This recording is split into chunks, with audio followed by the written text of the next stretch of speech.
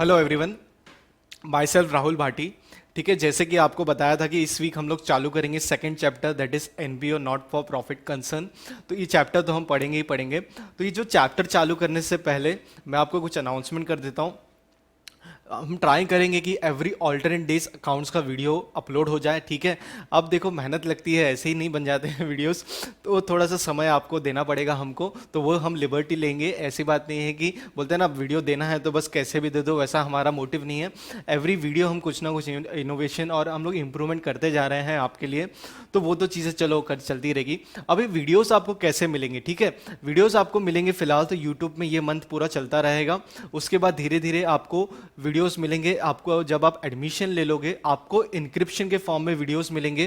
कैसे? अगर आपके पास लैपटॉप का ऑप्शन है, घर पे लैपटॉप अवेलेबल है, तो हम आपको, आप बड़े स्क्रीन पे देख सकते हो लैपटॉप के इंक्रिप्शन फॉर्म में आपको गूगल ड्राइव के थ्रू आपको लिंक मिल जाएगी, वहां से आप डाउनलोड करके वीडियोस देख सकते हो। क्लियर है कि नहीं है?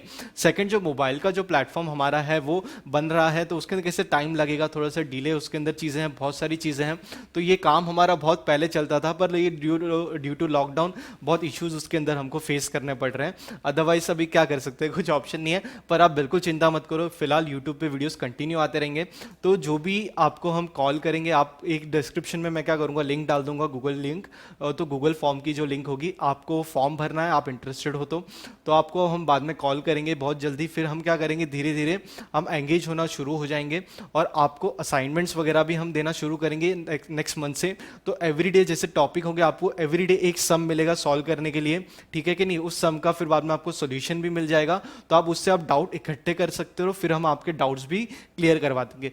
करंटली आपको अगर कुछ डाउट आ रहे तो प्लीज़ आप इंस्टाग्राम पे हमको वो पूछ सकते हो। इंस्टाग्राम पे पूछिए स्क्रीनशॉट मैसेज पे, ताकि वो इजी हो जाता है, 1-to-1 कन्वर्सेशन भी हो जाता है उसके अंदर। क्लियर है?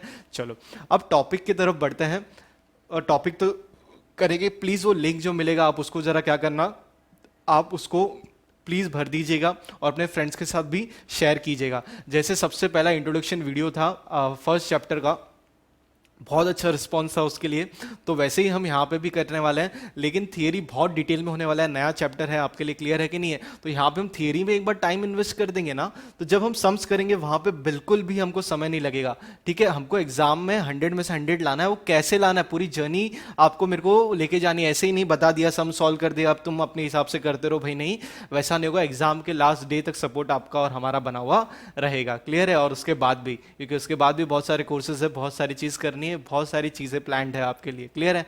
चलो अब ये एनपीओ हम चालू करते टॉपिक, तो आपको ये टॉपिक पढ़ने के लिए कुछ उसके बारे में पता होना चाहिए। ऐसी अकाउंटिंग शुरू नहीं हो जाती कोई भी। ठीक है, बहुत सारे तरीके होते हैं। अब आपने 11th स्टैंडर्ड में सोल प्रोप्राइटर किया, क्लियर है? 12th स्टैंडर्ड में आते ही आपकी शुरुआत होगी पार्टनरशिप। भाई एक कैपिटल अकाउंट बना रहे थे, अब आप यहाँ पे दो से तीन, इस तरीके से आप पार्टनरशिप के कैपिटल अकाउंट बनाने लग गए। करंट अकाउंट भी आपने देखा कुछ सम के अंदर। क्लियर है? तो ये एनपीओ यहाँ से नाम के अंदर ही नॉट फॉर प्रॉफिट कंसर्न, मतलब ये जितनी भी ऑर्गेनाइजेशंस होती है ये प्रॉफिट के लिए काम नहीं करती है। उनका मोटिव प्रॉफिट होता ही नहीं है। उनका मोटिव क्या होता है? सर्विस होती है। किसके लिए? लोगों के लिए। क्लियर है? तो मैं आपको कुछ क्लिप्स दिखाता हूं तो उससे आपको आइडिया आएगा।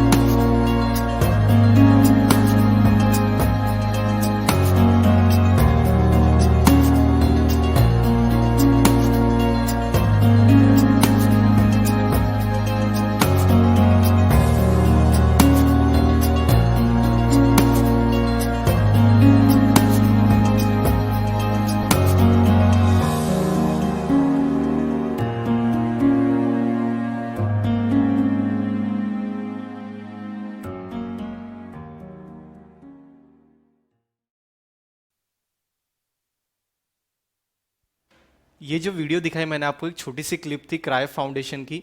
तो ये जो क्राई एनजीओ है ये बहुत कुछ करता है बच्चों के लिए, आप उनकी वेबसाइट पे जाके भी देख सकते हो। ठीक है, अगर लगे तो आपको डोनेशन करना है डोनेशन भी कर दो।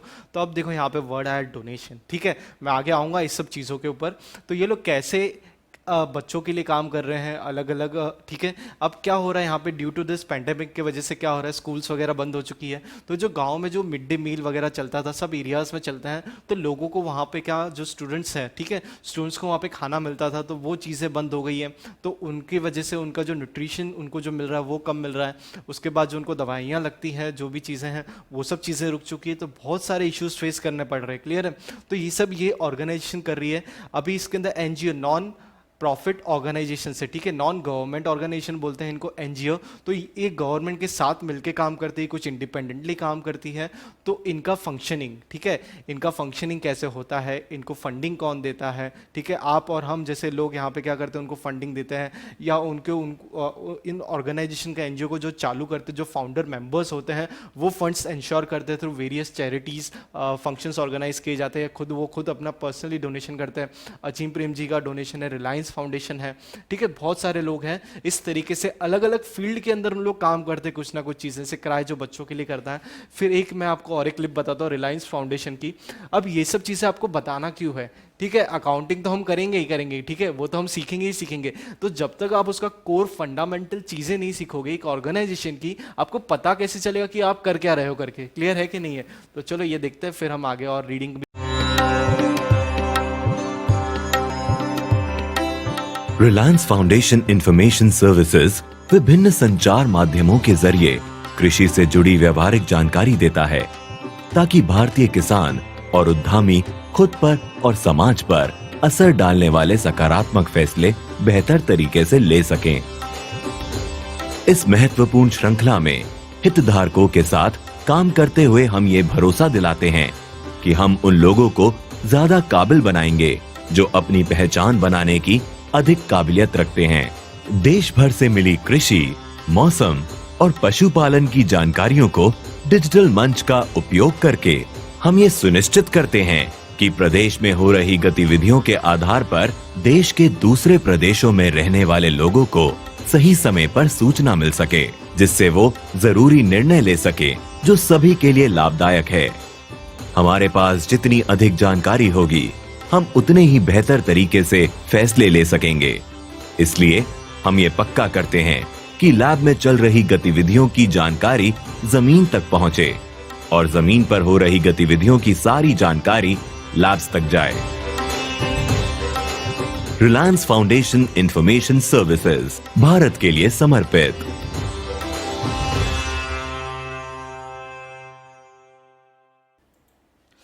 ठीक है, देखा आपने ये एक छोटा सा और एक क्लिप। इसके अंदर रिलायंस फाउंडेशन क्या कर रहा है, फार्मर्स, इन सब लोगों की क्या कर रहा है, मदद कर रहा है by providing them few services. ठीक है कि नहीं है? तो देश के लिए समर्पित वो सब सर्विसेज हैं। तो वो सब काम वो रिलायंस फाउंडेशन कर रहा है। अब इसका मतलब रिलायंस फ्रेश है बराबर है कि रिलायंस डिजिटल है, तो वो उनके अलग बिजनेसेस है। क्लियर है? वो एक डिस्टिंक्शन अलग रखो, वहां से वो लोग प्रॉफिट कमाते हैं, यहाँ पे वो क्या कर रहे हैं, लोगों की मदद करने के लिए उन्होंने रिलायंस फाउंडेशन खोला गया है। उसके थ्रू बहुत सारे लोगों को क्या कर रहे हैं, अलग अलग चीजें सर्विस प्रोवाइड कर रहे हैं। तो ये आपको इससे समझ रहा होगा ये टॉपिक के पीछे कोर फंडामेंटल चीजें क्या है, आपको ये बतानी बहुत जरूरत थी। तो अब देखो ये जो नोट्स जो मैंने बनाए हुए हैं, इसके लिए आपको मैं यहाँ पे बताता हूँ। Accounting for not profit concern. अब आप इसके अंदर क्या क्या कैसे बेसिक अंडरस्टैंडिंग, सबसे इंपॉर्टेंट देखो ये चार्ट है, इस चार्ट के अंदर ही क्या हो रहा है, बहुत सारी चीजें छुपी हुई है। अब यहाँ पे फाइनेंशियल स्टेटमेंट्स हमको क्या पढ़ना है, यहाँ पे फाइनेंशियल स्टेटमेंट्स हमको बनाने हैं। किसके बनाने हैं? For not for profit concern. तो ये जो ऑर्गेनाइजेशंस है,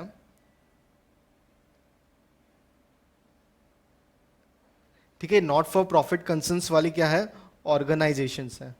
ठीक है, जैसे कि आपने एक देखा, किसका देखा अभी, जस्ट एक क्राई का देखा एग्जांपल, रिलायंस फाउंडेशन का देखा। क्लियर है कि नहीं है? तो वैसी ऑर्गेनाइजेशन का आप क्या देखोगे, इनकम एंड एक्सपेंडिचर अकाउंट आपको बनाने बोलेंगे। ठीक है, ये रहा इनकम एंड एक्सपेंडिचर अकाउंट। फिर आपको बोलेंगे भाई रिसीट्स और पेमेंट अकाउंट आपको क्वेश्चन के अंदर दिया रहेगा, और आपको बनानी है बैलेंस शीट कि भाई हकीकत में बैलेंस शीट के अंदर क्या क्या चीज़ें हैं उनके पास, उस ऑर्गेनाइजेशन कैसे फंक्शन करने के लिए क्या क्या रिसोर्सेज उन्होंने इकट्ठा करके रखे हुए हैं। तो ये बेसिक सम अप चैप्टर इस 3 चीज़ के अंदर हो जाएगा। यहाँ पे रिसिट पेमेंट अकाउंट आपको क्वेश्चन में दिया रहेगा, क्लियर है। बैलेंस शीट और इनकम एंड एक्सपेंडिचर अकाउंट आप अकाउंट बनाओगे। अब एक चीज़ ज़रा ध्यान दो, ये जो अकाउंट है this is similar to trial balance, अगर मैं कंपेयर करता हूं हमारा फाइनल अकाउंट्स के साथ, क्लियर है। इनकम एंड एक्सपेंडिचर अकाउंट आपका बन जाएगा ट्रेडिंग एंड पीएनएल जो हम बोलते हैं ना, तो उस तरीके से ये उस अकाउंट का रेप्लिका है आपका इनकम एंड एक्सपेंडिचर अकाउंट। और बैलेंस शीट तो आपने बनाई हुई है, तो बैलेंस शीट तो उस हिसाब से जैसे सेम है वैसी की वैसी है। तो एक एक के बारे में डिटेल में चीज़ें देखेंगे। अब आगे ज़रा देखते हैं इंट्रोडक्शन और बेसिक अंडरस्टैंडिंग में हम ज़रा पढ़ते हैं, ठीक है। Trading concerns like sole proprietor, partnership, joint stock company etcetera operate with the objective of making profit. तो बाकी सब जगह पे क्या होता है, ऑब्जेक्टिव ऑफ मेकिंग प्रॉफिट। अब आपने इसके अंदर देखो सोल प्रोप्राइटर के बारे में आपने ऑलरेडी पढ़ा है, अरे हाँ कि ना, आपने पढ़ा है ना सोल प्रोप्राइटर के बारे में, कौन से स्टैंडर्ड में, 11th स्टैंडर्ड में इनके बारे में जानकारी आपने हासिल कर ली। फिर पार्टनरशिप के बारे में आपने सबसे पहला चैप्टर ही उसी से चालू हुआ था। स्टॉक, जॉइंट स्टॉक कंपनी, ठीक है, ये जो कंपनीज होती है ये प्राइवेट लिमिटेड कंपनीज होती है या पब्लिक लिमिटेड कंपनीज हो गई। तो ये कंपनी के जो अकाउंटिंग आप फाइनेंशियल स्टेटमेंट सीखोगे तो वो अभी नहीं होगा, वो आप हायर स्टैंडर्ड्स में सीखोगे। यहाँ पे सिर्फ थोड़ा शेयर्स के बारे में कुछ है, तो वो एंड के टॉपिक में वो तब आएगा, तब हम कवर करेंगे। ये सब ऑपरेट करते हैं with objective of making profit. उनका मोटिव एक ही होता है, क्या होता है, प्रॉफिट कमाना, लोगों को टाइम पे सैलरी देना, और जो भी स्टेक होल्डर्स हैं वहां पे उनके उन सब लोगों की नीड्स पूरी करना, ठीक है, ये उनका काम होता है। लेकिन यहां पे हम पढ़ाई कर रहे हैं एनजीओ के बारे में, उनका वो काम नहीं होता है। फिर हमारे पास है we also have other concerns which exist and operate along with this trading concerns like. अभी इन सब के साथ साथ देखो आपको किन किन लोगों की आप रोज इनके साथ फेमिलियर होते हो। देखो सबसे पहले क्या है आपके पास, कंसर्न्स लाइक स्कूल्स, ठीक है, colleges, hospitals, libraries, trust, club etcetera. तो जो मैंने आपको 2 क्लिप्स दिखाई थी, एक तो एनजीओ की दिखाई थी, ठीक है, क्राई, और दूसरा किसके दिखाई थी, ऑर्गेनाइजेशन की दिखाई थी, ठीक है कि नहीं, ट्रस्ट, जैसे रिलायंस फाउंडेशन जो है वो ट्रस्ट के रूप में काम करता है। फिर आपको स्कूल्स तो पता ही है, कॉलेज तो पता ही है, क्लियर है कि नहीं, हॉस्पिटल्स भी पता है आपको, लाइब्रेरीज आप वहाँ पे कभी आप जाते रहेंगे तो अलग, मैं स्कूल वाली लाइब्रेरी की बात नहीं कर रहा हूँ, जो इस तरीके से काम करती हैं लोगों के भले के लिए, ट्रस्ट है। फिर क्लब्स वगैरह होते हैं एक्सेट्रा। ऐसा नहीं कि मैं आपको और भी छोटे मोटे क्लिप्स दिखाते रहूँगा बीच में लेक्चर में, ताकि आपको आइडिया आए, क्लियर हो तो कैसे ये ऑर्गेनाइजेशन फंक्शन करती है, क्लियर है। तो रिलायंस फाउंडेशन आपने देखा, उनका एक काम, वो लोगों को पढ़ाते भी हैं बच्चों को, बराबर है, वो भी उनके लिए भी अलग से वो काम करते हैं। तो ऐसे बहुत सारे लोग हैं। अब यहाँ पे एग्जांपल अजीम प्रेमजी फाउंडेशन है, टाटा ट्रस्ट है, वो कैंसर के लिए सबसे बड़ा हॉस्पिटल चलाते हैं। फिर क्लब महिंद्रा हॉलीडेज, ये क्या है हमारे लिए, जो मैंने एग्जाम्पल लिया ना ऊपर क्लब का, वो यहाँ पे आ जाता है, इनके अंदर मेंबर्स लोग होते हैं, वो मेंबरशिप वहाँ पे अपनी लेते हैं महिंद्रा हॉलीडेज के अंदर। जैसे कि उनका होता है सपोज 5 या 6 लाख रुपए भर दो, लाइफ टाइम मेंबरशिप। आप पूरे इंडिया में या फॉरेन में जो भी आपकी जो स्कीम आप जो लोगे उसके हिसाब से होंगे, रूल्स रेगुलेशन सब लिखे होंगे। आपको स्टे मिलता है साल भर के अंदर, आप वहाँ पे जा सकते हो अपने फैमिली मेम्बर्स के साथ, अगर आपको उतना आपने पैकेज लिया होगा तो। और बाकी उधर क्या होता है, एवरीडे क्लब्स है, तो आप वहाँ पे जाके एक्सरसाइज कर सकते हो, जॉगिंग कर सकते हो, स्विमिंग कर सकते हो। तो ये इस तरीके से पैकेज होता है, क्लियर है। फिर आदित्य बिरला पब्लिक स्कूल्स, तो जो आदित्य बिरला जो फाउंडेशन है, क्लियर है कि नहीं, जो काम करते हैं उनकी स्कूल्स भी है, ठीक है। तो वो सब चीज़ें चलती रहती है। तो इनकी अकाउंटिंग थोड़ी तो सेपरेट होगी, क्योंकि ये लोग कमाने के लिए नहीं काम कर रहे, क्लियर है, इन लोग कमाने के लिए काम नहीं कर रहे, कमाने के लिए उनके अलग से खुद के बिजनेस ऑलरेडी है, ठीक है कि नहीं है। ये लोगों की भलाई के लिए, for welfare of the people they start this organization. तो ये ऑर्गेनाइजेशन तो बात कब से चली रही है। अब इसके बारे में हम देखते हैं इनकी ऑब्जेक्टिव्स क्या क्या होती है। The objective of this organization is to render, लोगों को क्या करना है, सर्विसेज देनी है, ठीक है। टाइप्स ऑफ सर्विसेज, किसको, कम्युनिटी, टू द सोसाइटी, क्योंकि इनकी एक सोशल रिस्पॉन्सिबिलिटी बन जाती है किसके तरफ, सोसाइटी की तरफ, क्योंकि ये लोग इतना कमाते हैं। ऐसा इसका मतलब ये नहीं कि भाई चोरी कर रहे हैं, कमा रहे हैं ना, बिजनेस कर रहे हैं, कमा रहे हैं, उसके बाद उनकी सोशल ऑब्लिगेशंस है कि आजू बाजू जो लोग रह रहे हैं वहाँ पे, वो जो कम्युनिटी रह रही है उनको सेवा करना, उनको क्या सर्विसेज है, उनके लिए स्कूल्स अच्छे देना, क्लियर है कि नहीं, हेल्थ फैसिलिटीज़ प्रोवाइड करना। तो ये सब चीज़ें उस हिसाब से चलता है, ठीक है। Rather than benefiting the soul trader और ग्रुप ऑफ पार्टनर्स और शेयर होल्डर्स। तो ये चीज़ें अलग तरीके से चलती है, उनके लोगों के लिए भलाई के लिए काम तो करते ही करते हैं, लेकिन ये सोसाइटी के लिए जो काम किया जाता है वो इन ऑर्गेनाइजेशन के थ्रू ही हो सकता है। अदरवाइज उधर भी उन लोग प्रॉफिट करना चालू कर देंगे लोग। अब जैसे कि हॉस्पिटल्स के अंदर तो ट्रस्ट के थ्रू काम होता है, स्कूल जो है ट्रस्ट के थ्रू काम होता है, ठीक है। वहां पे स्कूल्स में तो अलाउड ही नहीं है आप खोल लो प्राइवेट लिमिटेड कंपनी। कभी आपने देखा है स्कूल प्राइवेट लिमिटेड, ऐसा कभी होता है क्या? नहीं, वहां पे होगा या तो मैनेज बाय ट्रस्ट का नाम लिखा होगा, इस तरीके से वहां पे काम चलता है। अब देखो मेन बारी आती है इन ऑर्गेनाइजेशन की फंडिंग की। This non trading concern collect most of funds from members. इसके अंदर पैसे कौन डालते हैं? मेंबर्स लोग डालते हैं, ठीक है। और नॉन मेंबर्स और अदर्स। अब ये पैसे ऐसी तो बात नहीं कि सिर्फ मेंबर से लेंगे, मेंबर्स जो उसके होते हैं, ठीक है, मेंबरशिप लेते हैं और वो हर साल उनको पैसे डोनेट करते हैं। फिर नॉन मेंबर्स जो मेंबर्स नहीं है लेकिन कभी कभी उनको कुछ काम करना है, जैसे भले का काम करना है, तो उस ऑर्गेनाइजेशन में क्या दे देते हैं? डोनेशन दे देते हैं। और आउटसाइड कुछ अदर सोर्सेस है, वहां से भी पैसे उनको मिलते हैं।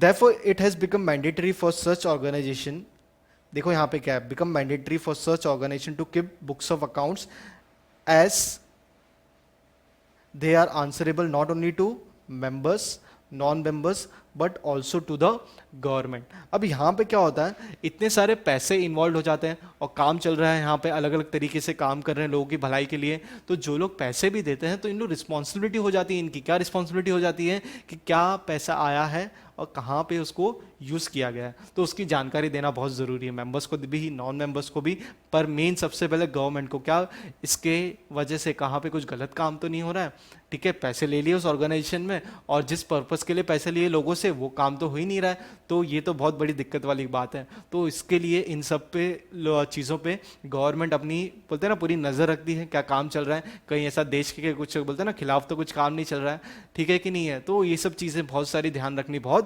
ज़रूरी हो जाती है। Books of accounts differ from organization to organization. अब ये जो होगा ना, ये अलग अलग ऑर्गेनाइजेशन के लिए अलग अलग चलता है। क्यों अलग अलग चलता है भाई?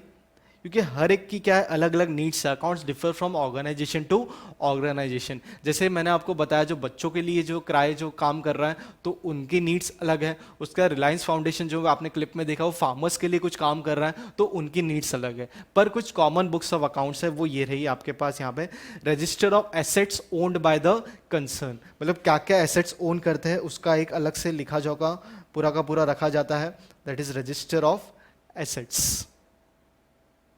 ये सबसे पहली चीज होती है, ओन्ड बाय द कंसर्न्स, क्योंकि जो कंसर्न है वो ऑर्गेनाइजेशन है, उनके नाम पे क्या क्या एसेट है उनका हिसाब किताब होना बहुत जरूरी है। फिर ठीक है, फिर आता है अपना क्या, register of investment of concern.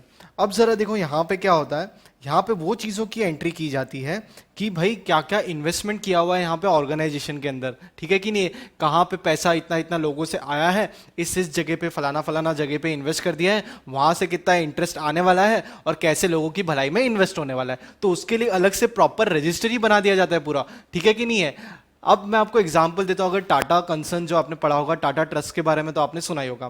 तो टाटा ट्रस्ट क्या करता है, शेयर्स होल्ड करता है टाटा का ग्रुप के। तो टाटा ग्रुप जब भी प्रॉफिट अनाउंस करता है, प्रॉफिट मतलब अपना डिविडेंड जब अनाउंस करता है लोगों के लिए, अब डिविडेंड क्या होता है, डिविडेंड होता है कंपनी जब अपने शेयर होल्डर्स को कुछ पैसे देती है, प्रॉफिट में से हिस्सा, उसको बोलते हैं डिविडेंड।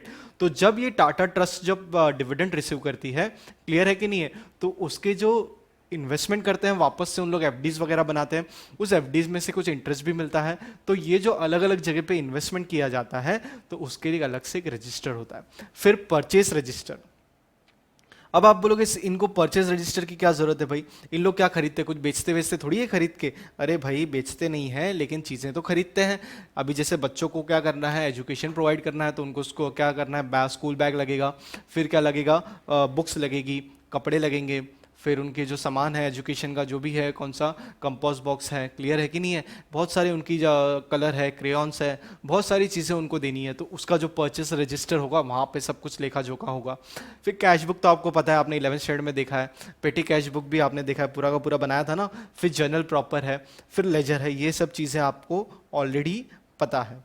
तो आपको ये सब चीज़ें नहीं बनानी है, आपको ये सब चीज़ें आप बिल्कुल चिंता मत कीजिए ये। पर हाँ, जब कभी अगर आप वहाँ पे जॉब करने लग जाओगे तो यस, आपको जो काम दिया जाएगा वो तो आपको करना ही है। यहाँ पे हम बेसिकली क्या क्या चीज़ें होने वाली है ज़रा उस पर हम बताता हूँ मैं। Through out the year transaction will be posted either in the above books, ठीक है, क्योंकि ये पार्ट है ना जर्नल का, ये जर्नल जो हम बनाते हैं, ठीक है, जर्नल जो जर्नल एंट्रीज करते हो ना, उसी का तो ये अलग से पार्ट है। ये आपने सब्सिडी बुक्स के अंदर 11th स्टैंडर्ड में कवर किया था।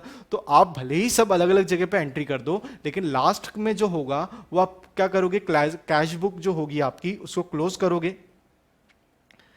कैश बुक जो क्लोज करोगे उसका क्या करोगे हिसाब किताब, जरा ये देखो। Cash book will be closed based on which, उसके बेसिस पे, उसके बेसिस पे क्या बनने वाला है, based on which receipt and payment account बनेगा। ठीक है कि नहीं है, कितना पैसा आया है, कितना पैसा खर्चा हुआ है। ठीक है, ये सबसे पहले आप एक अकाउंट बनाओगे, जिससे आप ट्रायल बैलेंस बनाते थे फाइनल अकाउंट्स के अंदर। यहां पे आप बनाओगे रिसिट्स एंड पेमेंट बना दोगे। उसके हिसाब से आप बाद में क्लासिफाई करोगे कौन सी चीज आपकी इनकम में आएगी और कौन सी चीज आपके एक्सपेंडिचर में जाएगी। तो उससे क्या बनेगा, आपका पीएनएल अकाउंट जो आप बना देते हैं वो बन जाएगा। ट्रायल बैलेंस तो पर यहाँ पे ट्रायल बैलेंस नहीं होगा, रिसीट एंड पेमेंट अकाउंट होगा। और अपना जो ट्रेडिंग अकाउंट जो पीएनएल बोलते हैं उसके जगह पे आप बनाओगे income and expenditure account. Clear है। अब लास्ट में सब कुछ रिव्यू करने के लिए एक स्टेटमेंट बनेगा, वो तो आपको पता ही है, बैलेंस शीट। तो ये देखो, will be prepare to ascertained periodic performance, क्या है वो, balance sheet to show financial position at the end of the period. मतलब पूरे पीरियड के एंड में क्या पोजीशन है उस ऑर्गेनाइजेशन की, एनजीओ की, वो देखने के लिए आपको बैलेंस शीट बनानी बहुत जरूरी है। अब देखो यहां पे नीचे एक्सप्लेनेशन ऑलरेडी दिया हुआ है। Here the motive is not to earn profit और loss like we studied in final accounts. यहां पे जो मोटिव है भाई कुछ और ही काम है। मोटिव प्रॉफिट एंड लॉस का नहीं है कि हम यहां पे प्रॉफिट एंड लॉस कमाना, प्रॉफिट एंड लॉस ढूंढना, वो यहां पे मकसद नहीं है। यहां पे क्या मकसद है जरा देखते हैं। Like we studied in final accounts of sole proprietor concern और partnership firm, therefore they do not prepare. ये देखो यहां पे कितना अच्छे से लिखा हुआ है, दे do not prepare trading and profit and loss account but prepare income and expenditure account. ठीक है, जैसे मैंने आपको बोला ना, उन लोग प्रॉफिट एंड लॉस अकाउंट नहीं बनाएंगे, वो लोग बनाएंगे इनकम एंड एक्सपेंडिचर। भाई कितना पैसा आया है, कितना पैसा खर्चा हुआ है, और खर्चा कौन सा, जो ऑर्गेनाइजेशन का पर्पस है, जिस पर्पस के लिए वो बनी है उसी का खर्चा होना चाहिए। अलग कोई चीजों में खर्चा होना नहीं चाहिए, कोई पर्सनल एक्सपेंसेस वहां पे आने नहीं चाहिए। ठीक है, सिमिलरली ये trial balance is not prepare, यहां पे ट्रायल बैलेंस बनाया जाने वाला नहीं है। तो जैसे ही मैंने आपको पहले बताया था, तो उसी हिसाब से trial balance is not prepared but क्या, receipt and payment account is prepared. ठीक है, क्या बनाया जाएगा, receipt and payment account is prepare. और बैलेंस शीट तो पता ही है, will be prepare to know the net worth of the concern on that particular date. तो ये आपके लिए रखता हूं मैं, एक बार प्लीज आप रीड कर लो। बाद में जब ये बुक प्रिंट हो जाएगी तब आपको चीज़ें मिल जाएगी पूरी की पूरी। तो बुक के अंदर देखो कैसा क्या क्या सेक्शंस है। ऐसे इस तरीके से पहले थियरी सेक्शन है, उसके बाद कुछ इलस्ट्रेशंस एग्जांपल जहाँ जहाँ पे नीडेड होंगे वो है।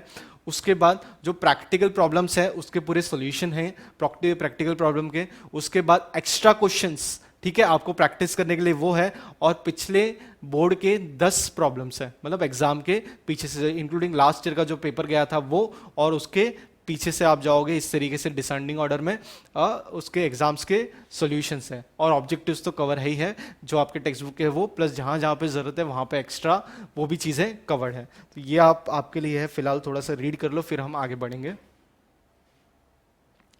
बहुत इंपॉर्टेंट है भाई रीड करना ये सब चीज़ें।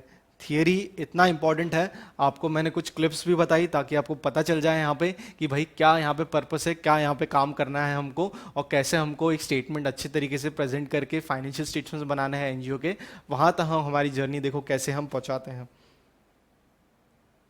ठीक है, थोड़ी देर 10-15 सेकेंड में और रखता हूँ, फिर हम meaning for not profit concern पढ़ेंगे।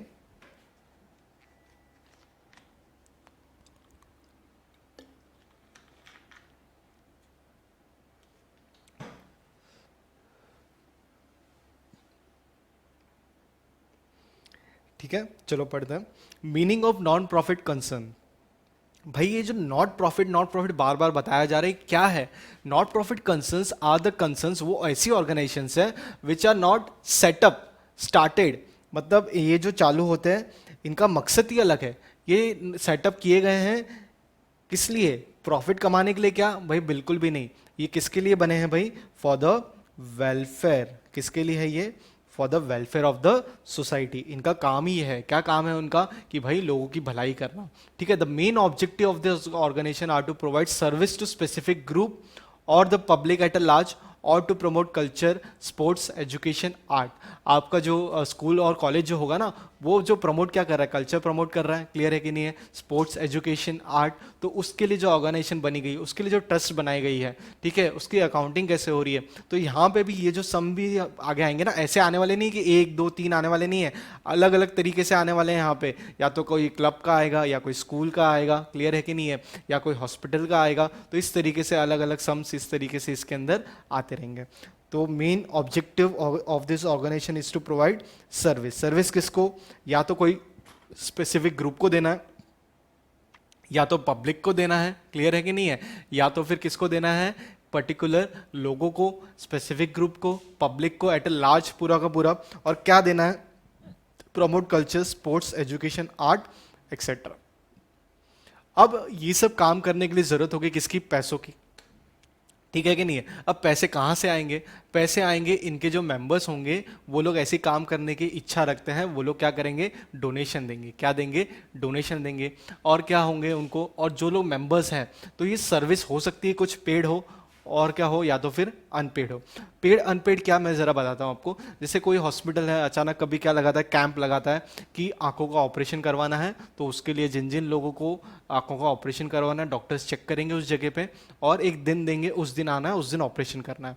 तो जो ऑपरेशन का जो कॉस्ट होगा, नॉर्मली आप प्राइवेट हॉस्पिटल्स में करवाओगे तो 50,000 रुपीज़ कॉस्ट है, पर यहाँ पे आपसे सिर्फ लिए जाते हैं कितना, 10,000 रुपये लिए जाते हैं, और आपका ऐसा नहीं, और प्रॉपर हॉस्पिटल के अंदर ऑपरेशंस होते हैं। और कभी कभी तो क्या होता है, ये जो ऑर्गेनाइजेशन इतनी बड़ी ऑर्गेनाइजेशन होती है, उनके खुद के हॉस्पिटल्स होते हैं, तो वो लोग वहाँ पे क्या करते हैं, इस तरीके से कैंप लगा के इस तरीके से काम करते हैं। तो वो एक तरीका हो गया। तो उनको कहाँ कहाँ से पैसे आ सकते हैं, मैं आपको बता रहा हूँ एक एग्जाम्पल। सबसे पहले तो हो गया कौन सा, मेंबर्स डोनेशन। कहाँ से पैसा मिलने वाला है भाई, मेंबर लोग जो है एवरी ईयर क्या करते हैं, डोनेशन देते हैं। ग्रांट्स इन एड, या तो गवर्नमेंट कभी कभी पैसे दे देती है कि आप ये आंखों का ऑपरेशन करवा रहे हो, ठीक है कि नहीं है, आप एवरी ईयर करवाते हो, क्लियर है, तो इस तरीके से गवर्नमेंट कुछ पैसे देती है। फिर एडमिशन फीस, ठीक है, एडमिशन फीस। अगर स्कूल के अंदर आप क्या करते हो, स्कूल में आप कॉलेज में, भले वो लोग एजुकेशन प्रोवाइड कर रहे हैं, पर खर्चे तो है कि नहीं है, क्लियर है कि नहीं है, प्रॉफिट मोटिव नहीं है उनका, आपको पढ़ाना, आपको एक अच्छा इंसान बनाना, समाज के लिए बहुत ज़रूरी काम है, बराबर है। तो वो काम कर रहे हैं, उसके बेसिस पे इतनी बड़ी बड़ी ऑर्गेनाइजेशंस खोल के रखी हुई है, तो लेकिन एडमिशन फीस तो देना पड़ेगा, क्लियर है। प्लस इनके फिर और क्या होते हैं, रिसोर्सेज कुछ इन्वेस्टमेंट किए होते हैं, तो इनकम फ्रॉम इन्वेस्टमेंट, तो उस इन्वेस्टमेंट से क्या मिलते हैं, इंटरेस्ट मिलता है, तो वो सब चीज़ें हो जाती है। फिर ग्रांट्स और subsidy receive from the government, तो गवर्नमेंट क्या देती है, ग्रांट्स देती है, सब्सिडीज देती है। मतलब जैसे मैं पढ़ा रहा हूँ, मुझे क्या चाहिए, ब्लैक बोर्ड की ज़रूरत है, तो गवर्नमेंट बोले कि ब्लैक बोर्ड चाहिए, किसके लिए चाहिए भाई, मैं बोला ये ऐसा ऐसा काम करता हूँ, मैं बच्चों को पढ़ाता हूँ, ठीक है, अच्छी बात है। आप फीस क्या चार्ज करते हो, देखो इतना नॉमिनल फीस चार्ज करता हूँ, तो ठीक है भाई, तुम जो बोर्ड खरीदोगे, ब्लैक बोर्ड मार्केट में 10,000 मिलता है, आपको मिलेगा 5,000 में, तो ये 5,000 कौन पे करेगा, गवर्नमेंट पे करेगी। 5,000 मैं पे करूंगा, 5,000 कौन पे करेगा, गवर्नमेंट पे करेगा। तो ये इस तरीके से चलता है।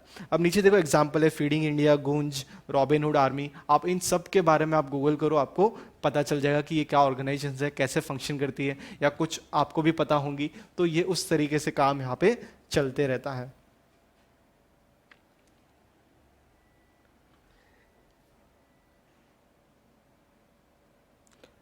अब जरा पढ़ते हैं features of non profit concerns, ठीक है।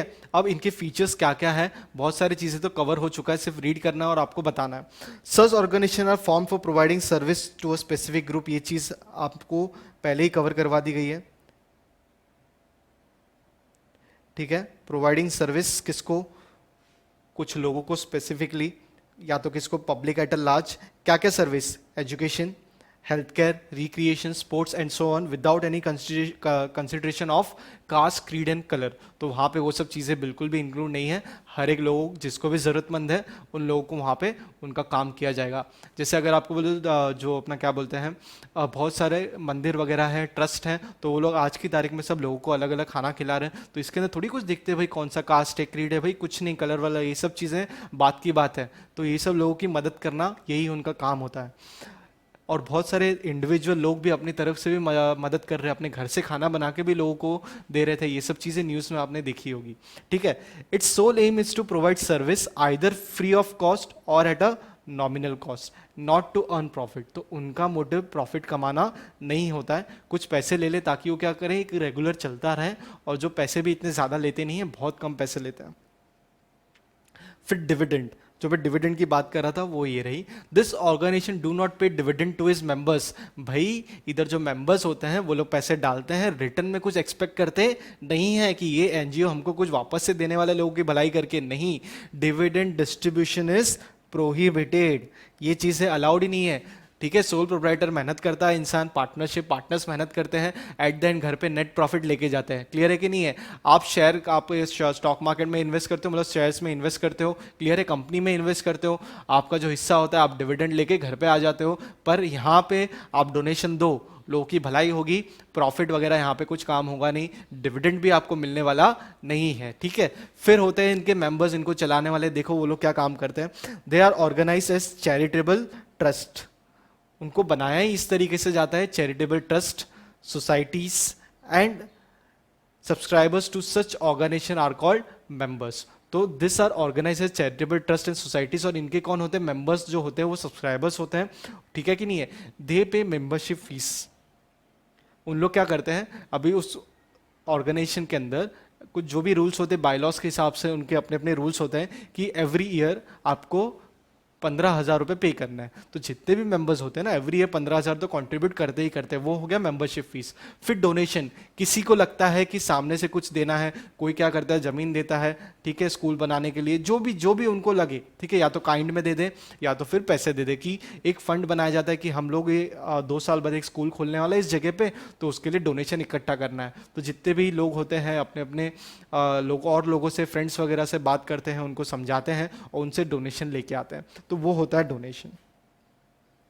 फिर होता है एक सब्सक्रिप्शन और एक है एंट्रेंस फीस। तो ये ऑर्गेनाइजेशन अलग अलग तरीके से चलती है। अब सब्सक्रिप्शन के अंदर क्या होता है, उसके अंदर भी मेंबरशिप फीस की तरह ही होता है, या तो डिपेंड, देखो हर ऑर्गेनाइजेशन का अलग अलग चलता है। मैं आपको एक एग्जांपल देता हूँ जिसके अंदर ये सब कवर हो जाएगा। देखो, आपको ज्वाइन करना है ऑर्गेनाइजेशन, हमारा एनजीओ, ठीक है, ज्वाइन करो, आपको मेंबरशिप फीस देनी है। एंट्री लेवल, स्टार्टिंग में ज्वाइन करने से पहले वन टाइम अमाउंट है 1,00,000 रुपया, ठीक है, आपने मेंबरशिप फीस दे दी।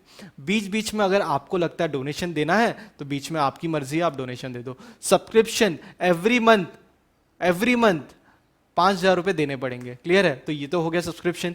तो मेंबरशिप इनिशियली, डोनेशन बीच बीच में अगर आपको जरूरत पड़े, सब्सक्रिप्शन वो एवरी मंथ आपको पे करते रहना है। ठीक है, फिर है आपका एंट्रेंस फीस, या कभी आप ऑर्गेनाइजेशन के अंदर किधर जाते हो, बहुत सारी बिल्डिंग्स वगैरह सब कुछ है, क्लब्स वगैरह है, आप वहां पे जाते हो, वहां की आपको एंट्री फीस, नॉमिनल फीस होगी वो, ठीक है, मतलब एक छोटा सा अमाउंट तो आपको देना पड़ेगा, तो वो एंट्रेंस फीस हो गया। तो इस तरीके से अलग अलग तरीके से आपको उसके अंदर पे करना पड़ता है। जैसे महिंद्रा हॉलीडेज का मैंने आपको बताया, तो ये उस तरीके से काम चलता है। ठीक है, अब management, the management of such organisation are handled by elected representatives. वहां पे जो जितने भी मेंबर्स होते हैं उनमें से काउंटिंग होती है, प्रॉपर वोटिंग होती है, वोटिंग एंड काउंटिंग होके रिप्रेजेंटेटिव मेंबर्स होते हैं, वो कुछ समय के लिए उस ऑर्गेनाइजेशन को चलाते हैं, फिर वापस से मेंबर्स चेंज हो जाते हैं। ठीक है, they are governed by elected members. तो ये सब चीजें होती है थ्रू इलेक्टेड मेंबर्स। अब है इनका कैपिटल फंड। इस सब वर्ड के ऊपर तो हम बाद में वापस से सबको देखने वाले हैं। It comprise of entrance fees, अभी जो लोग एंट्रेंस फीस देंगे तो वो फंड के अंदर एंट्रेंस फीस बुलाया जाएगा। सरप्लस मतलब क्या हो गया, जो हम नेट प्रॉफिट ग्रॉस प्रॉफिट बात करते थे ना, यहाँ पे वैसी बात नहीं होगी, यहाँ पे होगी सरप्लस। ठीक है, मतलब आपका इनकम ज्यादा है, खर्चा कम है, तो बच गया हो सरप्लस। अगर खर्चा ज्यादा है, इनकम कम है, तो वो हो जाएगा डेफिसिट। फिर है लेगेसीज, फिर आपके पास लाइफ मेंबरशिप फीस, जो मैंने बोला ना स्टार्टिंग के अंदर आपको पे करनी है, इतना आप लोग ज्वाइन करना है, तो मेंबरशिप फीस का काम हो गया। फिर donation received for capital fund. ठीक है, अब डोनेशन 2 तरीके के होंगे, वो हम बाद में आगे देखेंगे। लीगेसीज क्या है वो भी हम आगे देखेंगे। धीरे धीरे मैं आपको चीज़ों के टर्म्स के मीनिंग भी आपको मैं बताते जा रहा हूँ जैसे जैसे आते जा रहे हैं। Accounts, they prepare receipt payment account, income expenditure and balance sheet. तो ये चीज़ आपने ऑलरेडी देख ली।